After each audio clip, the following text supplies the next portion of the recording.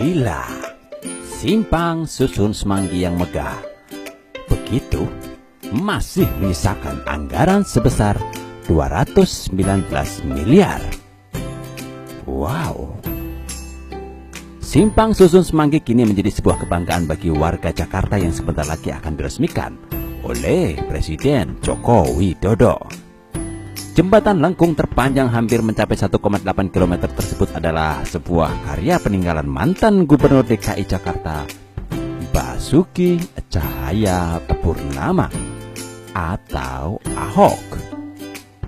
Tentunya simpang susun Semanggi ini nantinya akan menjadi ikon baru kota Jakarta. Simpang susun Semanggi ini dibangun bukan dari dana APBD DKI Jakarta, tapi dari dana CSR, sehingga pembangunannya tidak perlu mendapat persetujuan DPRD DKI Jakarta. Hal ini tentu menjadi nyinyiran dari kalangan DPRD ataupun politisi yang kontra dengan Ahok. Mereka malah mempertanyakan kenapa dana CSR ini tidak dimasukkan ke APBD baru kemudian dianggarkan untuk membangun simpang susun Semanggi ini. Saya membayangkan jika CSR untuk pembangunan simpang susun Semanggi ini dimasukkan ke APBD dan baru dianggarkan kemudian, saya rasa sampai sekarang simpang susun Semanggi ini tidak akan terwujud. Bukan hanya pembahasannya yang berlarut-larut, tentu juga banyak kalangan yang akan tergoda untuk turut serta mencari keuntungan pribadi dalam proyek ini. Karena tidak tanggung-tanggung, anggarannya saja sampai 579 miliar. Karena adanya kepentingan pribadi, maka proyek ini tentu akan membuat pembahasannya menjadi alot. Karena Ahok tahu bahwa akan sulit sekali mendapatkan persetujuan dari DPRD, maka Ahok langsung memerintahkan kepada pemberi CSR untuk membangunnya sendiri, sehingga tidak perlu mendapatkan persetujuan dari DPRD Jakarta. Dan nantinya setelah selesai baru dimasukkan ke dalam daftar aset Pemprov DKI Jakarta sesuai dengan penilaian appraisal. Dan kini simpang susun Semanggi sudah selesai dikerjakan 100% dan juga telah diuji kelayakannya oleh Kementerian PUPR sehingga layak untuk dipergunakan oleh masyarakat Jakarta. Dan lebih hebatnya lagi, proyek simpang susun Semanggi yang memakan anggaran sebesar 579 miliar ini masih menyisakan anggaran sebesar 219 miliar.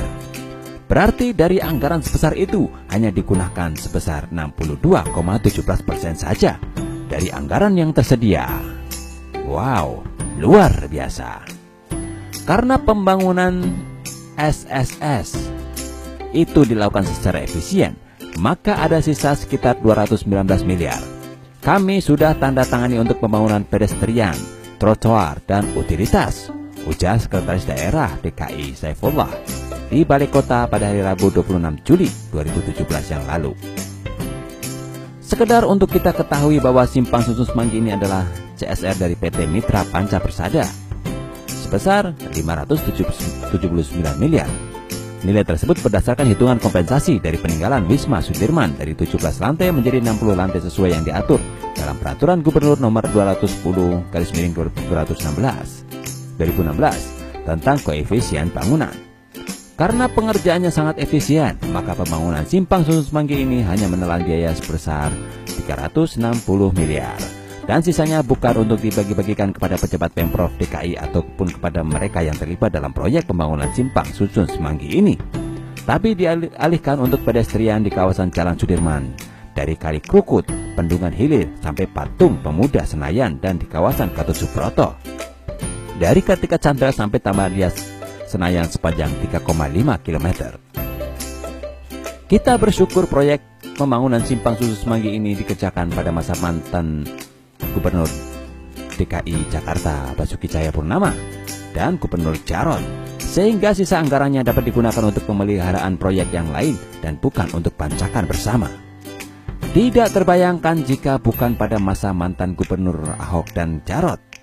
Tentu sisa anggaran ini sudah raib entah kemana, apalagi dana yang digunakan untuk pembangunannya diperoleh dari CSR. Bisa dibayangkan jika pembangunan simpang susun Semanggi ini dimasukkan ke dalam APBD, kemudian dianggarkan dan terjadi pada gubernur yang menganggap dirinya pintar mengelola anggaran.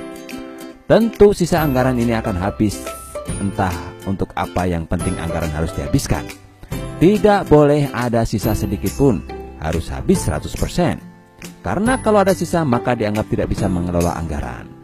Habisnya untuk apa? Kita, publik tidak perlu tahu. Yang penting anggarannya terserap 100%. Tapi tidak demikian dengan mantan gubernur Ahok. Sisa anggaran no problem, selama proyek tersebut selesai sesuai dengan standar yang telah ditentukan. Jika pengerjaan efisien, tentu akan ada sisa anggaran seperti yang terjadi pada proyek pembangunan Simpang Susun Semanggi ini. Dan kita salut sama Ahok yang telah menyerahkan pembangunan ini kepada perusahaan CSR untuk membangunnya sendiri, sehingga bisa diselesaikan dengan begitu efisien. Dan sisa anggarannya bisa digunakan untuk proyek yang lain di DKI Jakarta. Mampukah pemerintahan Anies mengikuti cara kerja gubernur sebelumnya? Saya yakin tidak, karena belum menjabat saja Anies Baswedan sudah menyatakan diri tidak akan pernah meniru cara Ahok untuk menjadi gubernur DKI Jakarta. Maksudnya bukan meniru, tapi mengikuti kali ya. Saya kira begitu saja dari saya. Bagaimana menurut Anda?